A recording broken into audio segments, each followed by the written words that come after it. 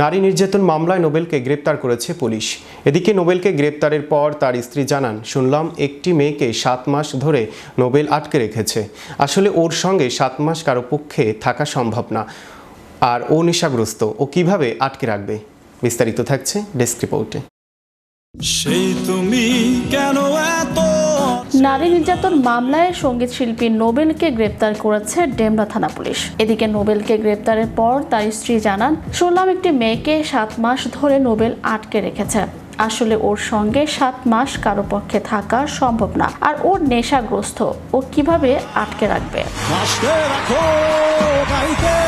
ডেমরা থানার ভারপ্রাপ্ত কর্মকর্তা মাহমুদুর রহমান গণমাধ্যমকে বিষয়টি নিশ্চিত করেছেন। তিনি জানান, নোবেলের নামে ধর্ষণ সহ একাধিক মামলা রয়েছে।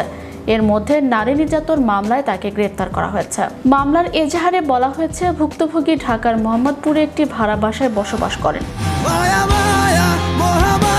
2018 সালে নোবেলের সঙ্গে সামাজিক যোগাযোগ মাধ্যমে তার পরিচয় হয়। তিনি তখন ঢাকা ইডেন মহিলা কলেজে অধ্যয়নরত ছিলেন। নোবেলের সঙ্গে মোবাইল ফোনে প্রায় সময় কথাবার্তা বলতেন তিনি। এরপর নোবেলের সঙ্গে দেখাও করেন সেই তরুণী। নোবেল তাকে নিজের স্টুডিও দেখানোর কথা বলে ডেমরা থানা এলাকায় তার বর্তমান ঠিকানার বাসায় নিয়ে যান। এরপর সেই তরুণী ফিরতে চাইলে এক পর্যায়ে আরও 2-3 জন বিবাদীর সহায়তায় তাকে সেই বাড়ির একটি কক্ষে আটক করে রাখেন নোবেল।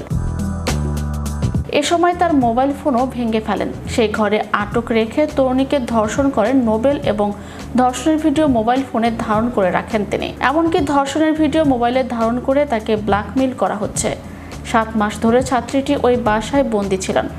সম্প্রতি সামাজিক যোগাযোগ মাধ্যমে নোবেলের একটি ভিডিও ভাইরাল হয়, যেখানে তাকে একজন নারীকে সিঁড়ি দিয়ে টেনে হিঁচড়ে নামাতে দেখা যায়। ওই ভিডিও দেখে ছাত্রীর পরিবার তাকে চিনে ফেলেন এবং টাঙ্গাইল থেকে ঢাকায় এসে জাতীয় জরুরি সেবা 999-এ ফোন দেন।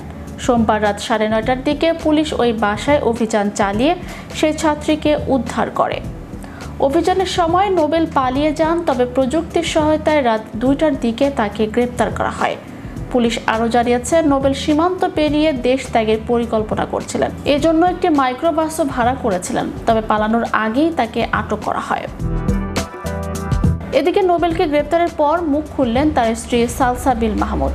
নিজের ফেসবুকে দেয়া এক পোস্টে জানিয়েছেন, তিনি বর্তমানে দেশের বাইরে রয়েছেন। পোস্টে সালসাবিল বলেন, ও দীর্ঘদিন ধরে রিহাবে ছিল, তারপর ছাড়া পেয়েছে।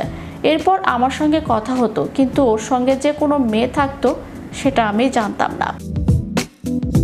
চ্যানেল ইউরোপ বিনোদন ডেস্ক।